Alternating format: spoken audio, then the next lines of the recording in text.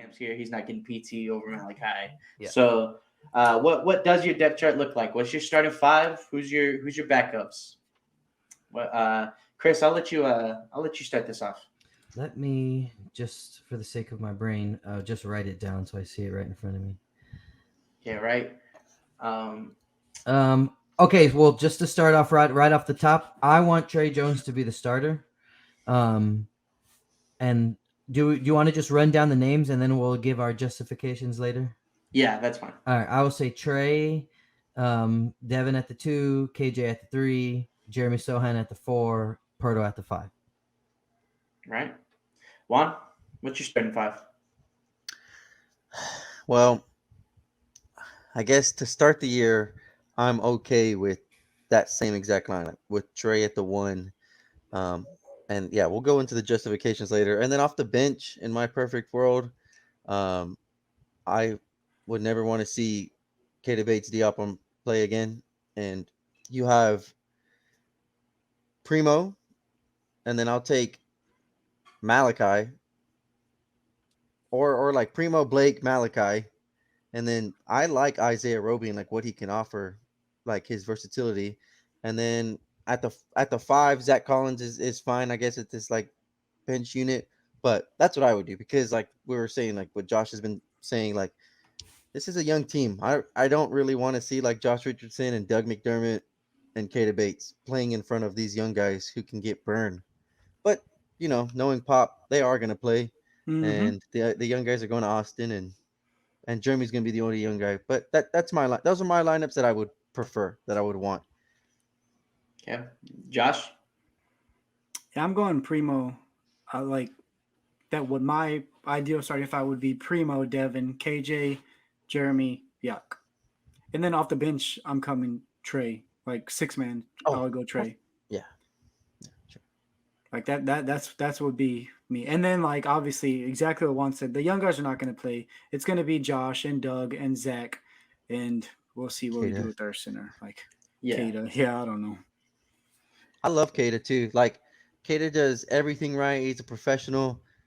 It's just at this point, like it feels like he's just blocking minutes, like from other guys getting time. I want to see Isaiah Roby get more time and run with this team, so we could try to extend him, like get this guy like part of this core for a little bit. But it's I not going to agree. happen if Keita's taking Euro steps from the 3-point line and doing like spin moves and turning the ball over. Well, Chris, do you have like a different depth chart? I guess like is your depth or like your bench different from Yeah, what theirs were? let me see. So like, if we're just gonna say them again, I mean, I don't know if we're gonna go back and kind of justify any of these or any or whatever, but and most of our differences are gonna come on the bench. But I would have 6-man be or I want to say mine this way because first of all I don't really buy into the notion of positionless basketball still. I mean, I just don't. Primo occupies our backup point guard position. I would like to split that 2 spot between Malachi and Blake and give them opportunities, depending on who's hot, depending on who's playing well, blah, blah, blah. For now, I mean, I want Jay Rich and or Doug to occupy that 3 spot on the bench. I think you do need to have some veteran presence out there to steady a young group on the bench. Doug can do that. Jay Rich can do that in small spurts. I like Doug saying that he would like to take a bench role with us. If we decide to hang on to one of those guys, either one, I'm okay with. Like again, like I put Jay Rich and Doug both in there because let's say we get rid of Jay Rich, now Doug is just that 3. He's just our wing for the bench unit and vice versa. I want Roby to be our power forward for the bench unit. Keita is now the 3rd string power forward in my eyes. He can come in at very very sparingly. I hate Zach Collins as a backup 5. I like Zach Collins as a player. I want to be as patient as I can with him and coming back from his injury, and he's finally going to have more time. So I don't want to be short with him, but the idea of him being the backup center, it sucks. I hate it. But again, I know we're not trying to be that competitive and blah, blah, blah. Gorgie, I thought Gorgie's a great 3rd option. and I wouldn't really want to have him in as like a backup. But when you're stacking him up next to Zach Collins, he's probably as good and probably better, especially him, Collins coming off the injury. Maybe Collins takes it gets better as the season goes along. But if Gorgie ends up being our backup center, I'm fine with that. Neither one of them's my where I would want to land. But so that's kind of how my brain operates with how we utilize our bench. See, and Zach's probably going to play the 4, and they're probably going to throw Jing out there at the 5. I mean, I would think it fits perfectly to have a guy like Roby be your backup. He fits so much. He looks like Jeremy Sohan, like the way that they're like their build and everything like that. Like they could just occupy the same kind of role. Like I don't know, like I know he played small ball 5 with OKC, but like I don't want to see none of that. Yeah. Nope. No, we have. I feel like we have plenty of bigs that can make that. Let's Roby slide at the 4. No, that's the thing. I don't think we have. I think Roby's solidified at the 4, and Yeah, we're like just throwing crap at the wall for our center position all Yeah. year. Like that's how I feel like it's gonna be. And I'm going to say I think we're going to trade Pirtle this year. So I don't think we're gonna have a 5 to end the year. Like we're gonna be like That would be small. awful. So Yeah. that's definitely all right. I'll have my starting 5 of Trey, Dev, KJ, Jeremy, Yak. Right. Everybody else is starting 5, or I guess just Chris is starting 5 because Josh wants Primo in, and Juan also wants Primo in. But for me, that's the starting 5. Trey, I feel like leads that offense perfectly. I feel like he sets up KJ and Devin well, like to where it's not a crazy drop off from what we saw DeJounte do last year. So in terms of playmaking, Yeah, that's what because if you want KJ and Devin to both have increased offensive roles, then you don't want to throw Primo into that mix also. You want to give them the space, and Trey is just the table setter for those other 2 guys. Exactly. So for me, Trey at least keeps the playmaking capabilities up to par to where KJ still gets the looks that he was getting last year, to where he's still getting those nice spot up. He was 40% like spot up 3-point shooter. Let's try to make sure that we're keeping that consistent. You know what I mean? Like let's see if we can get Trey Jones, in that offense where we're giving KJ those opportunities, right? So I feel like Trey Jones being our starting point guard just makes the offense still feel complete, in a sense that we just lost an all-star. You're never going to be better, but you can at least make up for some part of it, right? And then off the bench, you're giving Josh Primo that 6-man role. You're letting him take every shot that he wants, but also learn playmaking as well. Start understanding the situation, just like how Trey would do it. So at that point, he gets to start to solidify himself as a playmaking guard, to where we can have him as a point guard, but I still like him as a scoring guard as well. It's not like I'll say that he can't be either or. So I think that he can either shoot 20 shots a game off our bench, or he can facilitate and try to, give 20 shots to anybody else. I think that he can do that as our 6-man. Okay, so then that's where I'll step in. To start this summer, you trade DeJounte Murray, you trade away your all-star point guard. My immediate thought was, okay, well then start Primo. Like if that's your decision, then Primo needs to get every burn he can, like as the starting point guard. As like the summer went on, and like as I looked back, and yes, like Trey would help facilitate when DeJounte went out there at the end of the year, and like the assists and the offensive numbers really weren't that much of a drop off with Trey in there as a facilitator. I did start to kind of come along to the idea of like, I agree. I think Trey is a high-end playmaker, and he will just help set the table for Keldon and Devin and even like Jakob in that unit. And it probably will give them it gives them a better look and opportunities in that lineup than like throwing Primo in there and like having Primo learn. Now, saying that, I think in my mind, the reason I said I'm okay with him starting is this gives Primo an opportunity to, I guess, prove, did you take a leap this year? Like maybe a month, 2 months at the most. Like if he can score and facilitate and be a point guard, then he can prove and say, all right, I'm ready to be in that lineup and I can help elevate this team. Yeah. By show providing that he can be a table setter as well. Yeah, and then if not, then he's okay being like a scoring guy off the bench and getting plenty of opportunities. then that, I guess like that's okay. Because I want him to start. I want him to be our starting point guard. And I know Jake, you're saying like you don't want him to be like either or. Like I agree. I don't want him to be either or. I want him to be both. I want him to be like capable of any night. Like I can go for 30 tonight and I can help set up my guys and I can finish this game with 10 assists and get everybody else rolling. That's what I want from him. But if that's not what he can do right now, then I think like letting him burn and grow because he's still only 19 years old. Like let him come off the bench. This should be his rookie year. Yeah. Exactly. So, but I'm on board with Josh. Like I want him to be the starting point guard for this team. I need him to be. Like Yeah, trade away DeJounte. And what you were saying about if he's going to make that jump, it's going to be because he showed it to you, right? So, like, I just think that in terms of what we've been shown, Trey Jones has progressed every year. It's just his turn. You know what I'm saying? I agree. Until Josh Primo comes and takes it from him. Like, I think that you have to earn it. Keldon Johnson said that too. He said like Keldon Johnson knows he's number one on the depth chart. But that doesn't change his approach of saying, I want to earn my respect for my teammates. I want to earn the things that people say are given to me right now. And so I feel like that's just kind of where it's at. It's like, well, let's let Josh earn those minutes first, and then we'll make the decision. I think that when Jake said that there's not much of a drop-off playmaking, that's crazy to me because DeJounte did everything. Like, you couldn't sag on him because he's going to shoot the 3 ball.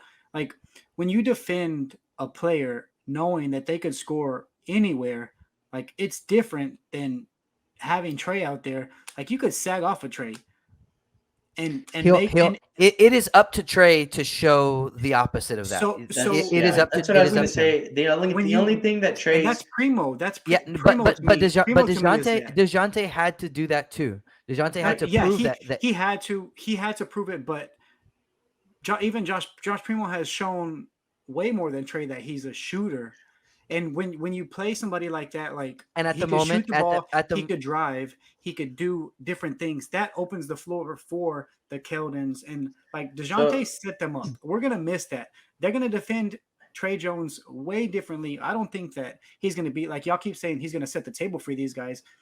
I mean, I hope I'm wrong. I hope that he can, and I hope that Keldon, but they're gonna defend him like way different than they were defending DeJounte. There was a stretch last season when DeJounte was out and Trey stepped into that starting lineup and all the numbers were like it was hardly a drop off. Like you're talking about in overall offense. Yeah, the rate and like the overall offense. Yeah, but that could be everybody stepped. Oh shit, DeJounte's out for 5 games. We're gonna pick it up now. He's not out for 5 games. We have him 0 games. But again, we've already everybody has said like nobody's super small sample size like.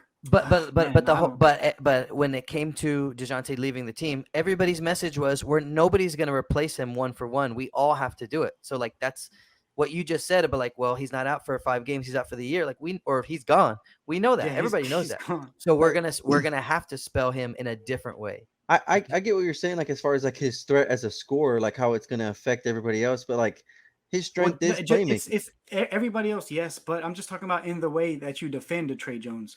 Like you could put the best defender on Trey Jones, and we'll see. I mean, I doubt they're gonna do that, but I'm just saying, like, I just want to see him. I don't know if he'll be able to set everybody up if he's getting harassed by the. Okay, so then to that point, all day, every day. To that point, it might not even be Primo like overwhelmingly like proving to you that he should be the starting point guard. It might be okay. Trey's not like up to par with what we need, and then you're forced to play Primo. Like either one of those things could happen, and like again, I think Trey's strength is being a playmaker and doing stuff like that is setting up his teammates. And I don't know. To me, he's a true point. He's not a scoring guy. He's not anything like that. He can just get his guys going, and he slashes and he cuts and he does like everything like off ball and. I don't know. All we really need from him is just a little bit more willingness to shoot from range, to put a little bit more pressure on the defense in that way. That's really all we don't need for him to be a 3 where you feel like he can score from anywhere on the floor. You just need to feel like you can't sag off him as much as you do now. Because I agree. If that's Primo and Primo has this pull-up 3, if Primo has like a pull-up 3 like in his bag this year and he's coming off a pick and rolls with Yak and people sag off just a little bit and he lets that fly, it's going to open up everything like for the whole offense. I get that. That's why I'm on board with you. I want Primo to prove it later on in the year. I'm thinking like January, like let him go for the rest of the year like that. But I don't know. I think Trey's strength is a playmaker and setting people up, and it might just be a stopgap for like the next couple of months, like fitting him in this lineup. I think I could finish it off by saying this, like, because I think that Trey being our starting point guard raises the floor of how good the team can be, but the possibilities of what Primo can add to our starting lineup as our point guard would raise the ceiling of what the guys could be. Like I think that's kind of how I could see it. Is like, if Trey is our point guard, you kind of understand like this is the good efficiency that we're gonna get. If Primo's our point guard, there's a chance that we're not gonna be as good, but then there's a chance that we could be even better. And that's where the question of like, well, what's our overarching goals for the year? Are we trying to have a solid floor and build a foundation, or are we trying to really push to see how high our ceiling is? I would feel like there are a lot of people who feel like we're not really trying to see how high our ceiling is just yet. We want to wait on that. So what if we really establish our foundation, And I think that having Trey Jones as our point guard opens up as many possibilities as we can for everybody. Yeah. Because it keeps it. I mean, obviously, it's not like we really have to be arguing who's going to get touches, because everybody's, like nobody's, doesn't matter, right? But if we're trying to maximize that kind of stuff, we're trying to be like, well, who can get the most amount of touches while they're on the floor kind of thing, then I think Devin and KJ being your starters and Primo being your bench gives those three people the max amount of touches that they can get in this situation. We'll see, because we felt that way about DeJounte and Derek White and keeping them separated, and they played them together just about every opportunity they could. So we might get Primo right up next to those other two guys, and then we'll figure that out. And then I didn't really finish off the depth, but real quickly, what did I said that just Primo as my sixth man, right? I kind of wanted a Malachi / Blake either or, doing whatever as the other guard. And then I agree with Chris. I kind of want either Josh Richardson or Doug at that 3, just because in my head I'm looking to trade those guys, and I need those guys to get their value up. I love both Doug and Josh, and I love them both on our team as vets and stuff like that. In the direction that we're going, I'm looking to trade those guys to get whatever we can, whatever value that we can. So if we're trading both of those guys, if we're trading one of those guys, and it can turn into just a first round pick, whether that's late, whether it's future, I'm okay with it. You know what I mean? Like I'm trying to get that value for those guys up so that we can get a first round pick in return or whatever, right? And then power forward Isaiah Roby all the way. Kate is cool, but I think the pickup of Isaiah Roby really did just kind of like knock him down, right? Like nobody was really, I wouldn't say like, nobody was expecting it, right? But nobody was necessarily like ready to like, it's not like anybody was like ready to see him get waived by the Thunder. So the second that he got put on waiver wire, it was a good opportunity for us to pick up a solid secondary power forward, right? And then our 5, same thing. I wouldn't mind if Zach is our 5. I wouldn't mind if Gorgie is our 5, because I would like to see maybe Gorgie's our Bryn Forbes of the year. Maybe he's the spot where he's getting those minutes, and then some contributing team is like, oh, we need a Gorgie on our team. We'll give you a second round pick for him. You know what I mean? Just like how Denver did last year. So it's kind of how I feel with the depth. We can kind of move on into just like our first week of were you gonna say something, Chris? I just wanted to